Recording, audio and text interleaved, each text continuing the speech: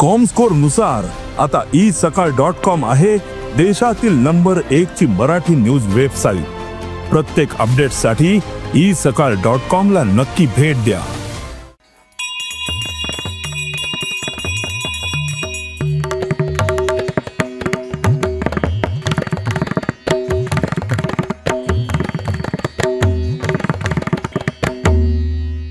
नमस्कार, गोमंतक टीव्हीमध्ये आपणा सर्वांचं मनापासून स्वागत। 40 वर्षांची अभिनयाची अखंडित कारकीर्द, 5 लिम्का बुक ऑफ वर्ल्ड रेकॉर्ड्समध्ये विक्रम, टूरपासून शिकायला गेलो एक, व्हाया माधव गेला कुणीकडे लग्नाची गोष्ट, अशी 27 नाटकं, असा एक विक्रमादित्य आज आमच्याकडे आलेले आहेत। त्या विक्रमादित्यांचं नाव आहे प्रशांत दामले। नमस्कार, आपलं मनःपूर्वक स्वागत। नमस्कार। तुमच्याकडे लहानपणी अभिनय आणि गाणं हे 2 चॉईस होते। म्हणजे तुम्ही एकतर चांगले गायक होऊ शकला असतात, नाहीतर चांगला अभिनेता होऊ शकला असतात। अभिनय का निवडलात? नाही, तसं बघायला तर चॉईस खूप होते बरं का। म्हणजे आपल्या करिअरच्या सुरुवातीला जेव्हा, कारण मुळात माझे वडील म्हणजे माझे काका हे संगीत रंगभूमीवर काम करणारे, पण संगीत रंगभूमीची जशी पिछाट होत गेली तशी परिस्थिती बदलत गेली। त्यामुळे ती परिस्थिती बघितल्यानंतर माझ्या आईवडिलांनी असं ठरवलं की ह्याला कुठल्याही परिस्थितीत नाटकात जायचं द्यायचं नाही। त्यामुळे माझ्यासाठी ऑप्शन ॲक्टिंगचा ऑप्शन हा शेवटचा होता। पण I was a good typist, I was a good short hand, I was good at badminton player. त्यानंतर मी गाणं बरा गायचो, I was good at auditing. असे सगळे विविध, आपण एक तरुण असताना सगळे ऑप्शन्स आपले ओपन ठेवतो, तसे हे सगळे ऑप्शन्स होते। आणि नाटक पण हा ऑप्शन होता, पण चला आता नाटक करूया असं काही डोक्यात नव्हतं। कारण 76 ते 83 हा संपूर्ण जो काळ होता तो मॉबमध्ये घालवलेला काळ होता। आणि मॉबमध्ये घालवल्यामुळे मला इंटरेस्ट होता, नाही अशातला भाग नाही, इंटरेस्ट होता। पण त्यामुळे मॉबची मेंटॅलिटी काय असते, मेन हिरोबद्दल काय बोलतात मॉबमधली लोक, ह्या सगळ्या गोष्टी मी खूप जवळून बघितल्या आहेत। या आज उपयोगी पडतात मला की काय करायचं नाही, मेन लोकांनी काय करायचं नाही हे मला त्यावेळी बघायला मिळालं। आणि त्यानंतर हळूहळू आवड निर्माण झाली, नाटकाची आवड निर्माण झाली। एक रिहर्सलची मजा असते आणि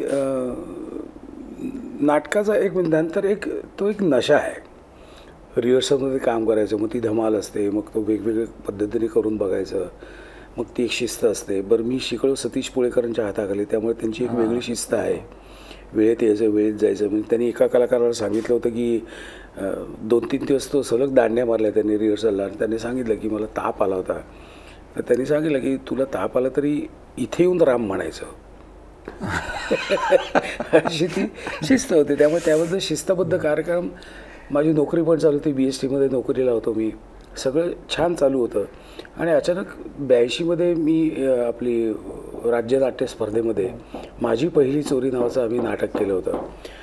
आणि त्या नाटकात माझा एक छोटासा रोल होता, गाणाऱ्याचा रोल होता। आणि तो रोल पुरुदादाने बघितला, म्हणजे पुरुषोत्तम बेर्डेंनी बघितला, आणि त्यांनी मला टूरसाठी बोलवलं। मग तिथून तो प्रवास सुरू झाला। टूरमध्ये मला 2-3 गाणी आणि 1 वाक्य होतं, त्यावेळी मी बंगालीचं काम करायचो टूरमध्ये। आणि मग विजय केंकरे मराठी, विजय चव्हाण, असे सगळे वेगवेगळी पद्धतीची लोकं होती। मग तिथून तो प्रवास सुरू झाला, इंटरेस्ट झाला, मज्जा आली। काय, कुठेही काम करताना आपण किती वेळ काम करायचं असेल तर तिथे मज्जा, जला ज असणं महत्त्वाचं आहे। बरोबर। तर ती मज्जा आली, आणि ती मज्जा आल्यानंतर इथे आपण काम करू शकतो किंवा करूया असं एक वाटतं आपल्याला। पण मी ती नोकरी सांभाळून सगळं करत होतो। मग टूर, मग मोरूची मावशी, मग ब्रह्मचारी, मग चल काहीतरी काय, पाहुणा, अशा अनेक विविध नाटकांचे प्रयोग करत गेलो। आणि मग बँडवला it was a turning point. बँडवला जेव्हा गेला माधव कोणीकडे केलं, आणि गेला माधव कोणीकडे या नाटकाला फर्स्ट टाईम बोर्डावर आपण आणि प्रशांत दामले असं पहिल्यांदा लागलं। आणि त्या नाटकाचे सलग आम्ही 850 हाऊसफुल प्रयोग केले। पण 7 डिसेंबर 1992ला गेला माधव कोणीकडेचा जो बोर्ड लागला, त्यानंतर 2 ते 3 महिन्यात मला असा कॉन्फिडन्स आला की आपण इथे स्थिरावू शकतो। तोपर्यंत माझं लग्न झालं होतं, 2 मुली झाल्या होत्या. मग मी माझ्या पत्नीशी बोललो की मला असं वाटतं की इथे करावं काम, आणि मी मन लावून केलं, फोकस काम केलं तर मला असं वाटतं की आपण इथे सस्टेन होऊ शकीन मी. पिक्चरचा जो कार्यक्रम होता तो सगळा माझा 85 ते 91 संपला होता. म्हणजे चांगले पिक्चर, वाईट पिक्चर, पडलेले पिक्चर, न आलेले पिक्चर, हे सगळा कार्यक्रम तिथे संपलेला होता. 92 पासून मी फक्त नाटक या गोष्टीवर मी कॉन्सन्ट्रेशन केलं, आणि आजही खूप शिकायला मिळतं नाटकांमध्ये. त्यामुळे मी ठरवलं की 92 पासून नोकरी सोडल्यानंतर, आणि कसं आहे की नोकरी आणि नाटक केलं असतं तर मला नाही वाटत मी आजपर्यंत इथपर्यंत पोचलो असतो. कारण मागे आग लागल्याशिवाय आपण पळत नाही, बरोबर आहे की नाही. तर ती आग लावून घेतली मी माझी स्वतःलाच, त्यामुळे मी इथपर्यंत आलो. मला वाटतं आणि नटाचं नाव किंवा कलाकाराचं नाव लिहिलं तर ही बालगंधर्वांच्यापासून सुरू झालेली परंपरा आता प्रशांत दामलेपर्यंत येऊन पोचलेली आहे की आणि प्रशांत दामले म्हटलं की प्रयोग हाऊसफुल होणारे नक्की असतं. मला तुम्हाला अजून एक आठवण सांगायची वाटते. आणीवरून मला आठवलं, मी सुंदर मी होणार नाटक करत होतो, आणि त्या सुंदर मी होणारची कास्ट म्हणजे वंदना गुप्ते, कविता लाडमेटेकर, डॉक्टर गिरीश ओक, डॉक्टर लागू. आणि त्या नाटकात मी 2च एंट्रीज होत्या, दुसऱ्या अंकात 1 आणि तिसऱ्या अंकात 1. 2 एंट्रीज माझ्या 5-5 मिनिटाच्या एंट्री होत्या. आणि त्यावेळी डॉक्टर साहेबांनी, म्हणजे डॉक्टर लागूनी, सुधीर भट म्हणजे आमचे जे निर्माते होते त्यांना सांगितलं, एक लक्षात घ्या, प्रशांतला आज नाव आहे. कारण सुंदर मी होणार तसं हेवी नाटक आहे, पुलंचं हेवी नाटक आहे. प्रशांतला आज नाव आहे, तर तुम्ही एक काम करा, आणि डॉक्टर लागू व प्रशांत दामले असं टाका. हो, म्हणजे हा डॉक्टरांचा मोठेपणा आहे की असं त्यांनी सांगणं. अच्छा अच्छा अच्छा. सगळी तुमची कारकीर्द आता सगळ्यांना माहिती आहे. 13,500 प्रयोग नाटकाचे केलेले. तुम्ही प्रिसाईज 13,000, आता 146 आहेत. 13,146 नाट्यप्रयोग केलेला हा कलाकार. मग अचानक निर्माता कशाला झाला? नाही, काय झालं होतं की मी 1985 1 जानेवारी 1985 ते 2008 हा संपूर्ण काळ मी सुयोग या नाट्यसंस्थेत काम करत होतो. सुधीर भट आणि गोपाळ आलगिरी. काहीतरी नवीन करणं गरजेचं होतं. आपलं रुटीन जे चाललं असतं त्या रुटीनपेक्षा काही वेगळं केलं तर आपल्या बुद्धीला पण चालना मिळते. तर मला असं वाटतं की निर्माता म्हणून मी पहिलं काम काय केलं असेल तर 2008 मध्ये आय एम द फर्स्ट निर्माता, I am the first producer on Indian theatre who started online booking. हो, म्हणजे माझ्या प्रशांत दामले फॅन फाउंडेशनच्या ह्याच्यावरून मी पहिल्यांदा ऑनलाईन बुकिंगची सुविधा मी सुरू केली. मग त्यानंतर बुक माय शो वगैरे सगळे नंतर आले.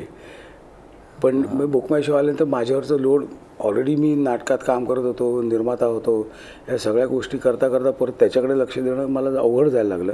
त्यामुळे मी माझं ऑनलाईन बंद करून मी BMSला द्यायला लागलो.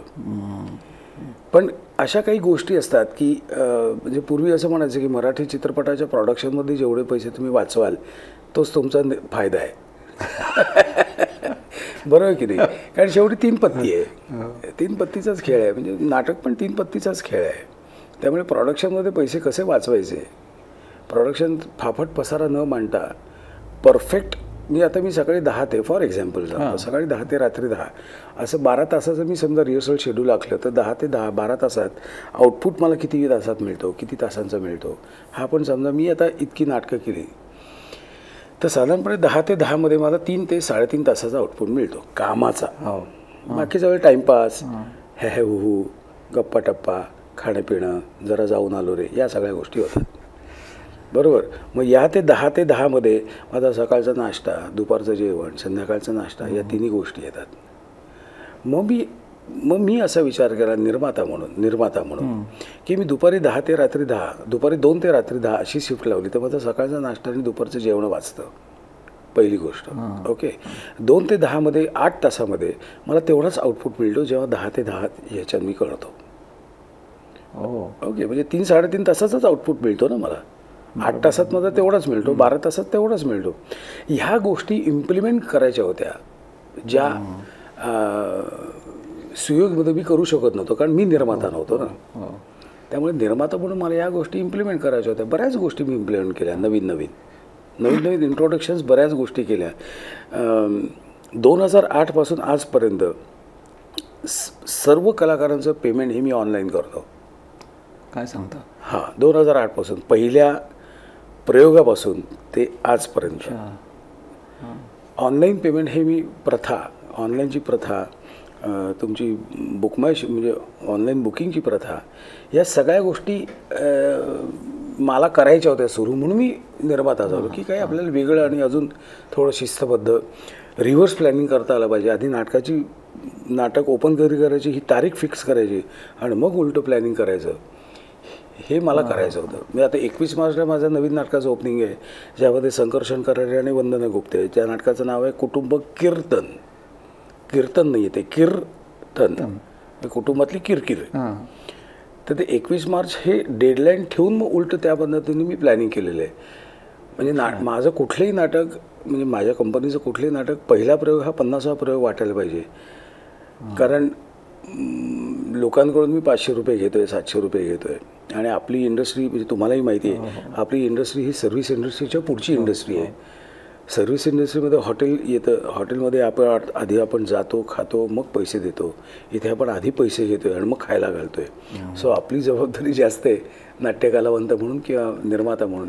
तर हे सगळे जे व्यावसायिक आडाखे किंवा शिस्तबद्धता आहे ती मला पाहिजे होती, म्हणून मी निर्माता झालो. आता मी खास गोव्याबद्दल विचारतो तुम्हाला.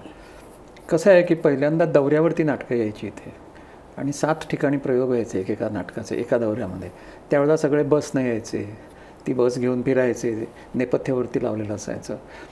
आणि त्याच्यामुळं एकंदर इथे कंत्राटदार जे घ्यायचे त्यांना ते खर्चाला परवडायचं, त्याच्यामुळं तिकीट कमी असायचं. आत्ता काय झालं आहे की आत्ता बहुतेक सगळे कलाकार हे चित्रमालिकामध्ये असतात. त्यामुळे प्रत्येकजण असं म्हणतो की मी नाटकाच्या दिवशी विमानानं येईन, मला दुसऱ्या दिवशी पहाटे शूटिंग आहे, त्यामुळे मी जाणार. त्यामुळं कलाकारांचा खर्च वाढला, नेपथ्याचाही तसाच वाढला आणि त्यामुळं तिकिटाचे दर खास गोव्यामध्ये वाढले. आणि त्याच्यामुळं कदाचित असेल, पण गोव्यात येणारे महाराष्ट्रातल्या व्यावसायिक नाटकांचे दौरे कमी झाले. त्याच्यात काही करता येईल का? नाही, मी माझ्या नाटकांबद्दल मी सांगतो की मी कलाकाराला वन वे तिकीट देतो जर तो म्हणाला तर.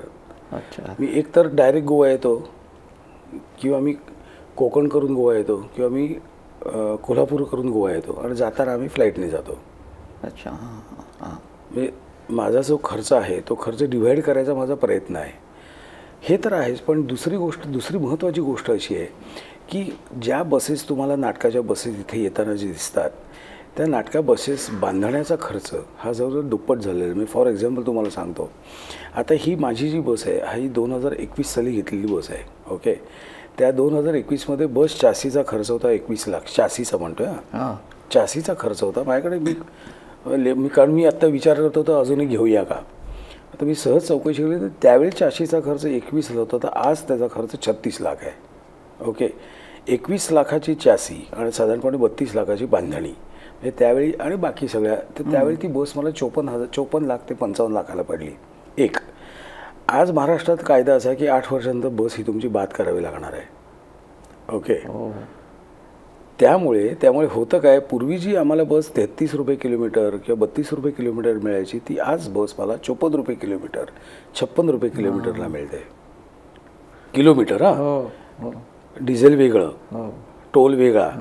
हे तर फक्त बसचंच झालं, बाकीच्या गोष्टीचं मी बोलतच नाही आहे काही. पूर्वी आम्ही शिरसाट लॉजला राहायचो, आता शिरसाट लॉजला राहता येत नाही. तर आमचे बॅकस्टेज राहतात, आता त्यांनी छान केलं आहे, स्वच्छ केलं आहे, AC केलेलं आहे. पण एकदा तिथून सुटलं की परत आपण जाऊ शकत नाही, कारण एक डोक्यात बसलेलं असतं. त्यामुळे आमच्या हॉटेल्सची वेगवेगळी झाली. पूर्वी आम्हाला 1,500 मिळायचं, आज आम्हाला 30 रूम 3-3.5 मिळते. 5 रूम केल्या, 4 दिवसाचा दौरा असला तर 5 चोक 20 आणि 5 25, हे 23,000 आमचं नुसतं लॉजिंग होतं, बोर्डिंग होतं, प्लस खाणंपिणं वेगळं. हे मी बाहेरचा सगळा हिशोब सांगतो, मी आतला हिशोब नाही सांगत आहे. त्यामुळे कुठेही गेलं, गोव्याला गेलं काय, नागपूरला, विदर्भाचे दौरेसुद्धा असेच होतात. मुंबई नागपूर 1,000 किलोमीटर आहे. 1,000 किलोमीटर जाऊन येऊन 2,000 किलोमीटर, 2,000 किलोमीटर गुणिले 56 करा. जागेवर बसचा खर्च नुसतं भाडं किती होतं ते बघा. किंवा वर्तमानपत्राचं, आता मुंबईत आम्हाला वर्तमानपत्राचे रेट आहेत ते साधारण 35 रुपये आहेत. लोकसत्ता किंवा महाराष्ट्राचं कुठलंही घेतलं तर 35 रुपये 40 रुपये असा रेट आहे.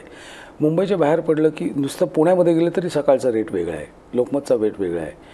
संभाजीनगरमध्ये गेला तरी दिव्य भास्करचा रेट वेगळा आहे, नाशिकमध्ये दिव्य भास्कर वेगळा आहे, लोकमत आहे. आणि सगळ्यांच्या पुरवण्या झालेल्या आहेत. म्हणजे काय एडिशन्स आपण म्हणतो ना, तुम्ही वर्तमानपत्राचे एडिशन्स असतात. पूर्वी कोल्हापुरात प्रयोग असला की एका एडिशनला आमची जाहिरात दिली की पूर्ण पश्चिम महाराष्ट्रात तो पेपर जायचा.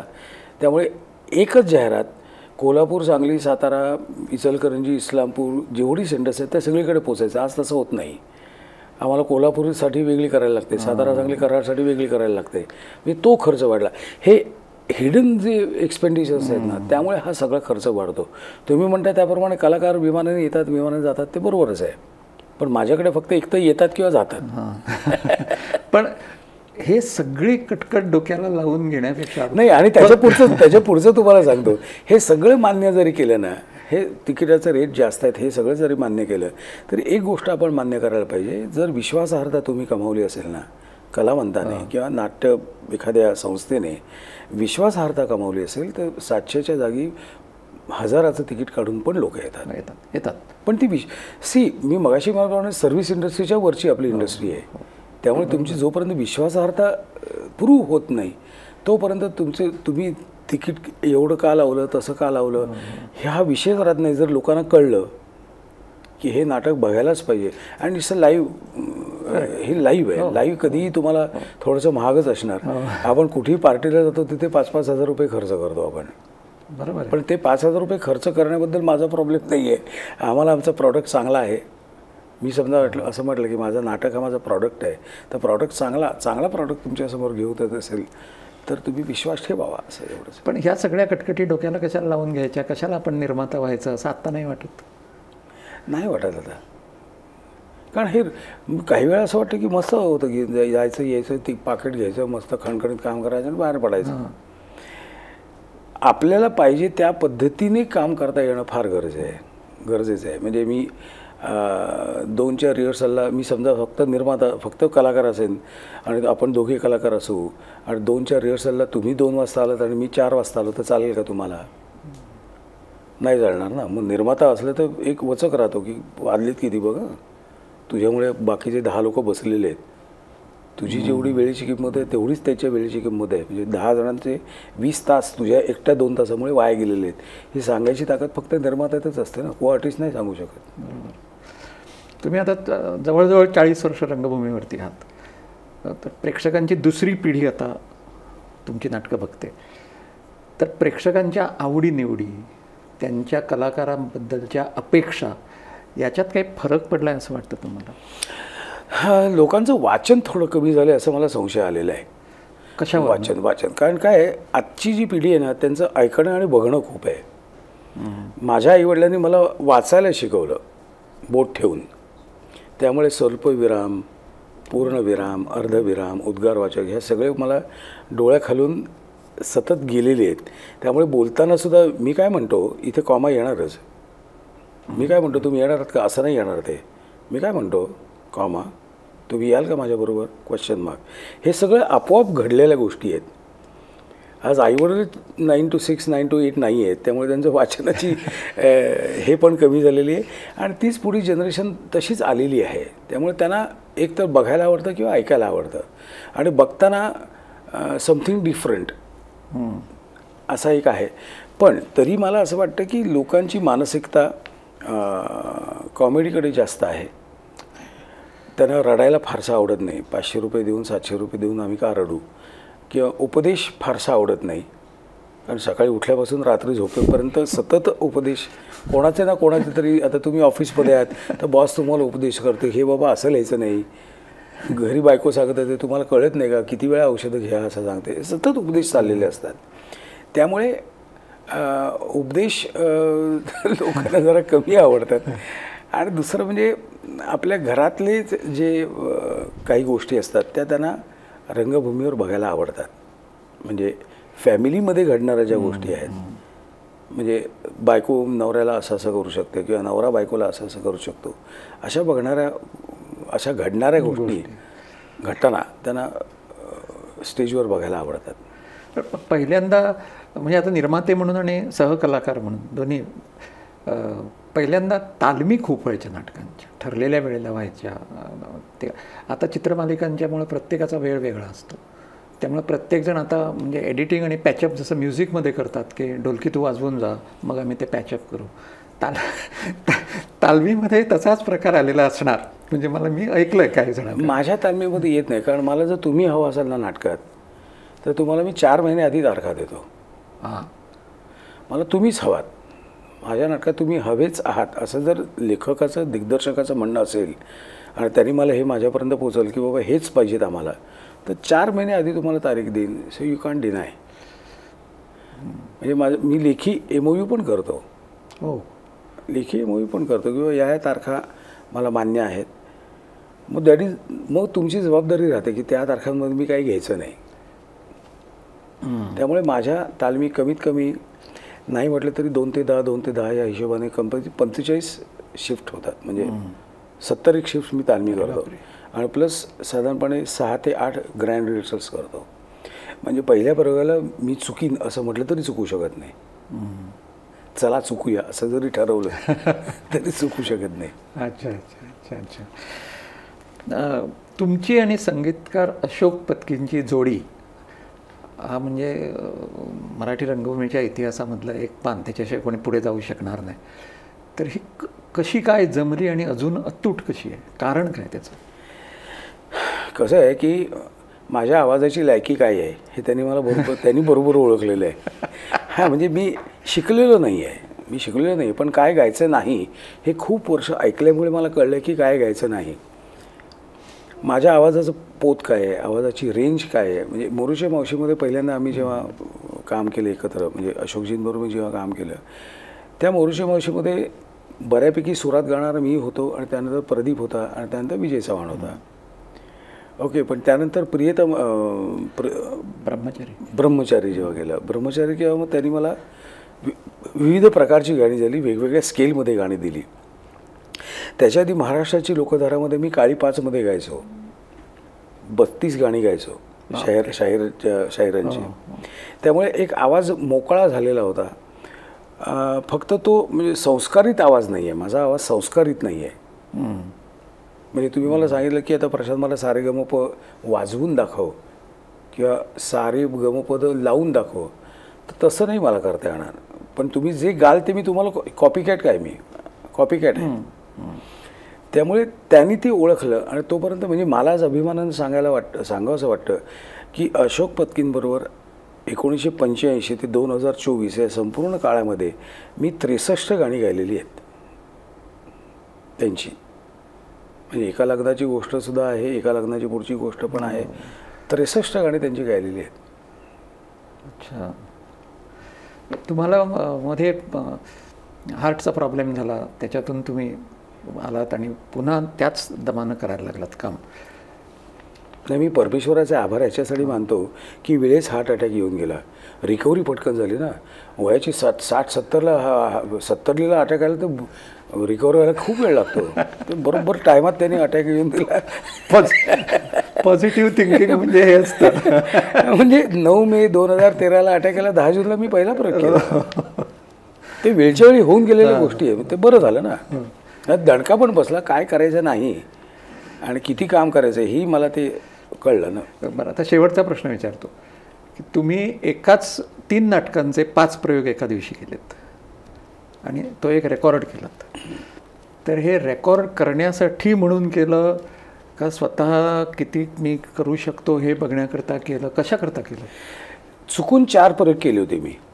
चुकून म्हणजे निर्मात्यांच्या चुकीमुळे माझे 4 प्रयोग मला करायला लागले होते मुंबईमध्ये. काय झालं होतं, सकाळी 11 वाजता शिवाजी मंदिरला बेदोणे 5 होतं. म्हणजे त्यावेळीमध्ये 3 नाटकांचे 4 प्रयोग केले होते. म्हणजे बेदोणे 5 आणि अजून 2 नाटकांचे अजून. पण एकाच सकाळच्याच वेळी एक नाटक इथे होतं आणि एक नाटक रवींद्रला होतं. मग मी सकाळी 9:30 वाजता एक नाटक केलं, 11:30ला एक नाटक केलं, 4:30ला एक नाटक केलं आणि 8:30ला एक नाटक केलं. आणि सुदैवाने रवींद्र नाट्य मंदिर प्रभादेवी आणि शिवाजी मंदिर दादर असे जवळजवळ असल्यामुळे मी मोटरसायकलवरून ते पटपट मी केलं. पण नंतर मी असा विचार केला 4 करू शकतो तर 5 पण करून बघूया ना, करून बघायला काय प्रॉब्लेम आहे. आपल्या सगळ्यांकडे ताकद खूप आहे. जर आपण एखाद्या पॅशनने आपण एखादी गोष्ट करत असलो तर आपण खूप काम करू शकतो. ते मला ते खूप काम म्हणजे किती करू शकतो हे मला बघायचं होतं. त्यामुळे ते 5 प्रयोग केले. पण त्यानंतर साधारणपणे 2 वर्ष मला माती खावी लागली. माझ्या व्होकल कॉर्डशी माती झाली. हां, म्हणजे ती मी 2 वर्ष एकदम जे मी 60-70 प्रयोग करायचो महिन्याला, ते प्रयोग डायरेक्ट 4 आणि 5 वर आले होते.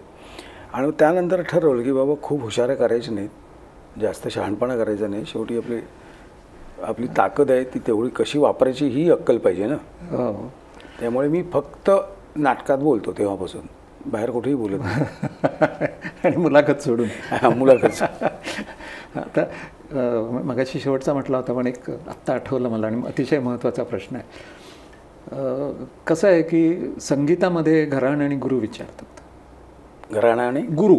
गुरु कोण, घराणं कुठलं. नृत्यामध्ये तेच चालतं, चित्रकलेमध्ये तेच चालतं, शिल्पामध्ये तेच चालतं.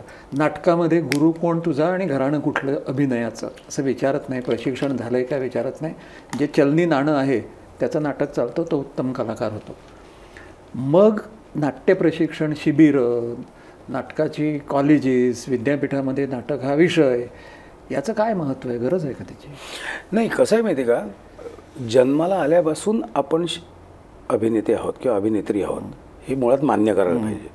आई दिसले की मी रडतो की नाही, वडील दिसले की मी घाबरतो की नाही, गणिताच्या शिक्षकांशी मी टरकून वागतो की नाही, किंवा बस कंडक्टर असेल तर बस कंडक्टरशी मी वेगळ्या पद्धतीने बोलतो.